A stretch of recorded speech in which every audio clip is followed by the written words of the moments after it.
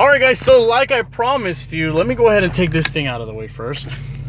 Alright, so like I promised you guys, I'm going to teach you guys how to do a burnout, specifically because I was a rookie just a couple days ago and I finally did my first burnout. So coming from a rookie, I'm going to simplify this thing for you guys so it can be easy for you guys, especially if you're driving an automatic and you've always wanted to do a burnout and you never knew how.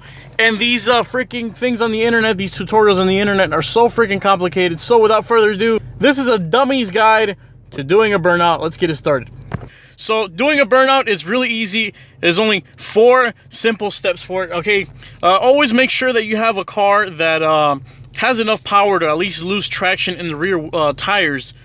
Step number 1, first thing we're gonna do is we're gonna turn off right here the electronic stability control. There it is right there.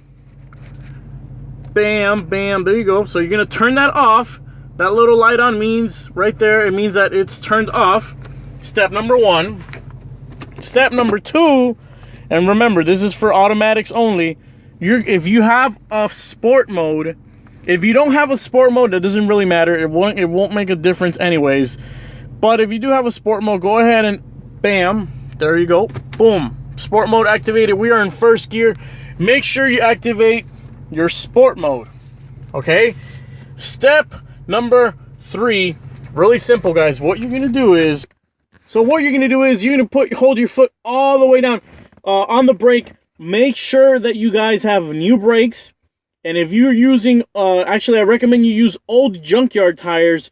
If not, make sure you have brand new tires because it's gonna wear out your brakes a little bit, and it's gonna wear out your tires a little bit depending on how long you do the burnout for. Anyways, what you're gonna do is you're gonna hold your foot all the way down on the brake.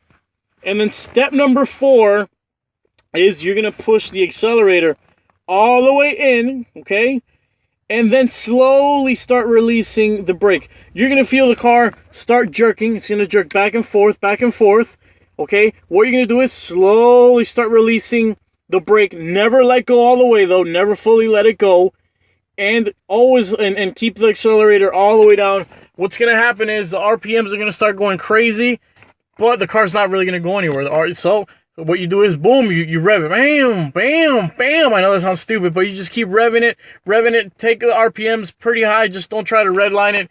And like I said, foot always stays on the brake, but just slightly release it. Just slightly. So your tires can actually start spinning and lose a little traction, but they don't go anywhere. Another trick I have is right here. This looks like any ordinary water bottle, but look at that.